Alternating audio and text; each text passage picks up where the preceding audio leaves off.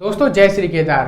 दोस्तों मैंने जो वीडियो बनाई थी अभी लास्ट टाइम केदारनाथ धाम की यात्रा के ऊपर, और उसके पहले भी मैंने जो 2-3 वीडियोस बनाई हैं उस पर आप में से बहुत सारे लोग के कमेंट आए थे कि भाई आप मेरे को बताओ कि हम लोग कैसे हरिद्वार से केदारनाथ धाम और उसके बाद चोपता और उसके बाद बद्रीनाथ धाम की यात्रा कैसे कर सकते हैं, कैसे हम लोग ट्रैवल करेंगे, कहाँ से हमको बसेस मिलेंगी या फिर कैसे हम लोग जा सकते हैं, या फिर हमारा जो बजट है वो कितना होने वाला है और कितने दिन का टाइम लगने वाला है हरिद्वार से हरिद्वार तक की। तो आज की इस वीडियो में मैं आपको पूरी जानकारी देने वाला हूँ कि आप लोग कैसे इस बार हरिद्वार से केदारनाथ धाम, फिर उसके बाद तुंगनाथ, फिर उसके बाद बद्रीनाथ धाम की यात्रा कैसे कर सकते हैं। तो आइए वीडियो को स्टार्ट करते हैं। लेकिन वीडियो को स्टार्ट करने से पहले अगर आप लोगों ने अभी तक की हमारे चैनल को सब्सक्राइब नहीं किया है तो प्लीज यार सब्सक्राइब करके बेल आइकन को प्रेस कर देना। तो आइए वीडियो को स्टार्ट करते हैं। दोस्तों यहाँ पर सबसे पहले आप जहाँ से भी इंडिया के किसी भी कोने से आ रहे हैं या फिर बाहर से भी आ रहे हैं तो सबसे पहले तो आप लोग यहाँ पर हरिद्वार आ जाना या फिर ऋषिकेश आ जाना। अगर आप बाई ट्रेन आ रहे हैं तो, अगर आप बाई फ्लाइट आ रहे हैं तो आप लोग यहाँ पर देहरादून आ जाना। लेकिन मैं यहाँ पर ये मान के चल रहा हूँ कि आप लोग यहाँ पर बाई ट्रेन आ रहे हैं क्योंकि ज़्यादातर लोग बाई ट्रेन ही आते हैं। तो यहाँ पर आपको हरिद्वार आना है।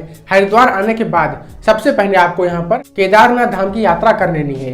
तो यहाँ पर आपको सबसे पहले हरिद्वार में बैठना है बस पे। उसके बाद जो बस वाला है वो आपको सोनप्रयाग छोड़ देगा, यानी कि आपको जो बस सोनप्रयाग जा रही है उस बस में बैठ जाना है। लेकिन अगर मान लीजिए आपने थोड़ा सा लेट कर दिया, 10, 11, 12 बज गया, तो उसके बाद वहां पर डायरेक्ट आपको सोनप्रयाग के लिए बस नहीं मिलेगी। पहले आपको जाना है हरिद्वार से रुद्रप्रयाग, उसके बाद आपको आसानी से रुद्रप्रयाग से सोनप्रयाग के लिए बस मिल जाएगी। और हरिद्वार से सोनप्रयाग जाने में आपका लगभग 1 दिन पूरा जाएगा, यानी कि 12 घंटे लग जाएंगे। उसके बाद आप लोग बाई टैक्सी सोनप्रयाग से गौरीकुंड चले जाना, जो कि आपसे 50 रुपए लगभग चार्ज करेगी और सिर्फ आधे घंटे में आपको गौरीकुंड पहुंचा देगी। उसके बाद आप लोग थक जाएंगे, जाहिर सी बात है, तो आप लोग वहां पर गौरीकुंड में स्टे कर लेना रात में, जहां पर आपको डोरमेट्री अगर आप लेते हैं, अगर आप सोलो ट्रेवल करते हैं तो आपको डोरमेट्री मिल जाएगी 200 रुपए में पर नाइट। अगर मान लीजिए आप रूम लेते हैं तो आपको नॉर्मल रूम मिल जाएगा लगभग 1200 रुपए में, जहां पर 2 से 3 लोग स्टे कर सकते हैं आराम से, या फिर 4 लोग भी अगर आप बात करते हैं तो मान के चलिए आपका यहाँ पर पर नाइट खर्चा होने वाला है 500 रुपए का। उसके बाद आप लोग दूसरे दिन मॉर्निंग होते ही 4 बजे 5 बजे जितनी जल्दी आप हो सके ना उतनी जल्दी आप अपनी यात्रा स्टार्ट कर देना गौरीकुंड से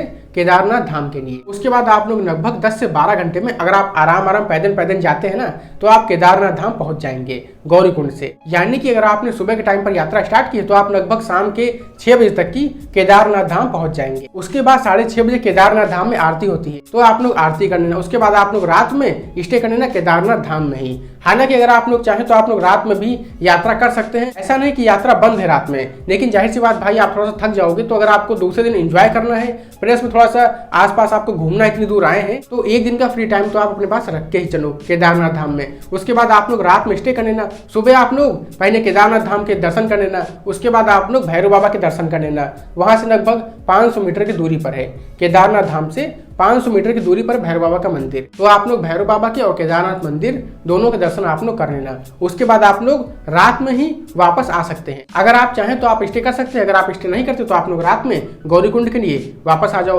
आप पैदल भी आ सकते हैं, नहीं तो बग्गी से भी आ सकते हैं, यानी कि घोड़े से भी आ सकते हैं। बाकी आप अगर चाहें तो हेलीकॉप्टर से भी आ सकते हैं, जिसका प्राइस पड़ेगा लगभग 2500 रुपए। अगर आप हेलीकॉप्टर से आते हैं तो, अगर आप घोड़े से आते हैं तो पड़ेगा लगभग 1500 रुपए एक साइड का। लेकिन अगर आप पैदल चल सकते हैं, पैदल चलने में अगर आप सक्षम है तो आप लोग पैदल ही आना, क्योंकि भाई जो मजा पैदल चलने में आपको आएगा ना वो कहीं और नहीं आएगा। हालांकि अगर आप लोग चाहें, अगर आपका बजट अलाउ करता है ना, तो आप लोग हेलीकॉप्टर से भी आ सकते हैं। उसका भी काफी जो व्यूज होते हैं ना, देखने में मजा आ जाता है। तो चाहे आप पैदल आए, चाहे हेलीकॉप्टर से आए, चाहे आप घोड़े से आए, जिससे भी आप लोग आए, आप लोग यहाँ पर रात में 12 से 1 बजे तक की आराम से गौरीकुंड पहुंच जाएंगे। अगर आप उसी रात आते हैं वापस तो उसके बाद आप लोग गौरीकुंड में स्टे कर लेना। तो यहाँ पर आपको हरिद्वार से गौरीकुंड आने में आपका 1 दिन जाएगा लग, यानी कि दिन में। उसके बाद आपका 1 दिन जाएगा ना केदारनाथ में। उसके बाद आप लोग तीसरे दिन वापस आ जाएंगे गौरीकुंड में। तो वहां से आप लोग वापस आ जाना गौरीकुंड से सोनप्रयाग, और आपको सोनप्रयाग से आसानी से बस मिल जाएगी बद्रीनाथ धाम के लिए। और जो बस यहाँ पर सोनप्रयाग से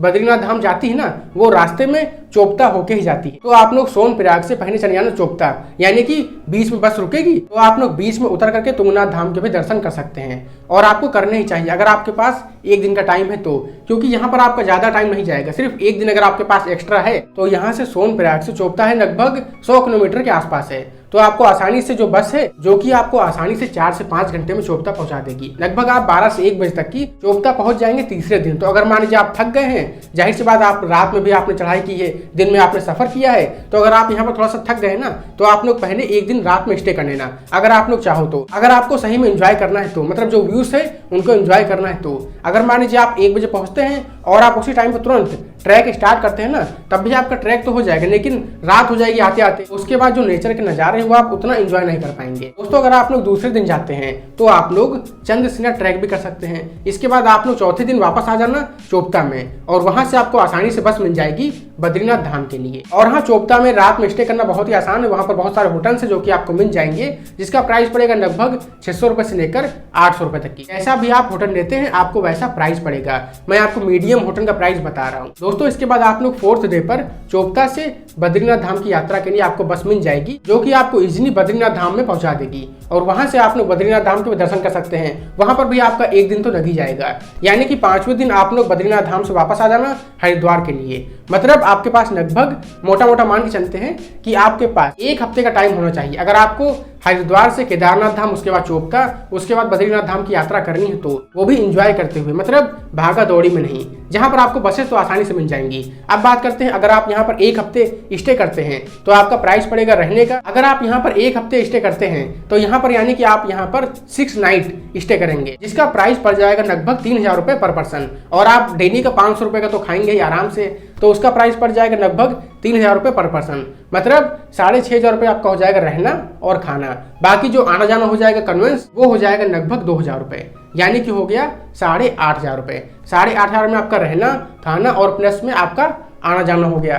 प्लस में मैं यहाँ पर 1500 रुपये आपका एक्स्ट्रा रख के चल रहा हूँ कि मान लीजिए आपने होटल जो लिया वो थोड़ा सा महंगा मिल गया, या फिर आप जिस टाइम पर गए उस टाइम पर आपने कुछ ज़्यादा शॉपिंग कर ली, या फिर कुछ आपने एक्स्ट्रा पैसा खर्च कर दिया, जो कि नॉर्मल सभी लोग करते ही हैं। तब भी आपका यहाँ पर 10,000 में, अगर आप यहाँ पर थोड़ा सा बजट ट्रिप करते हैं ना, तो आपका यहाँ पर 10,000 में आसानी से केदारनाथ धाम से चोपता और चोपता से बद्रीनाथ धाम, उसके बाद हरिद्वार तक का सफर हो जाएगा, अगर आप यहाँ पर 1 हफ्ते स्टे करते हैं तो। और मैंने यहाँ पर जो बजट बताया है उसमें आप यहाँ पर पैदल यात्रा करेंगे हर जगह, कहीं पर भी आप यहाँ पर हेलीकॉप्टर अगर आप लेते हैं तो मान लीजिए उसका पैसा आप ऐड कर देना। अगर मान लीजिए आप यहाँ पर कुछ और एक्टिविटी करते हैं तो आप लोग उसका पैसा ऐड कर देना। मतलब आपके ऊपर डिपेंड करता है आप यहाँ पर और क्या क्या करते हैं। आप यहाँ पर जो भी एक्टिविटी करेंगे आपका पैसा उसी में ऐड हो जाएगा। लेकिन बिल्कुल भाई, अगर आप यहाँ पर आते हैं तो आपको यहाँ पर 1 हफ्ते में ना मजा आ जाएगा। आपको यहाँ पर नेचर के इतने अच्छे व्यूज देखने को मिलेंगे जो कि आप घर बैठे वीडियोस को देखकर महसूस नहीं कर सकते। तो बिल्कुल अगर आपके पास टाइम है तो आपको यहाँ पर जाना ही चाहिए। तो दोस्तों उम्मीद है कि आपको यहाँ पर सारी जानकारी मिल गई होगी। लेकिन अगर मान लीजिए आपको फिर भी कोई भी डाउट है तो आप लोग मेरे को कमेंट में पूछ सकते हैं, मैं आपको वहां पर रिप्लाई दे दूंगा। तो दोस्तों मिलते हैं बहुत जल्द एक और नई वीडियो में, तब तक के लिए जाओ घूमो फिरो मौज करो। जय श्री केदार।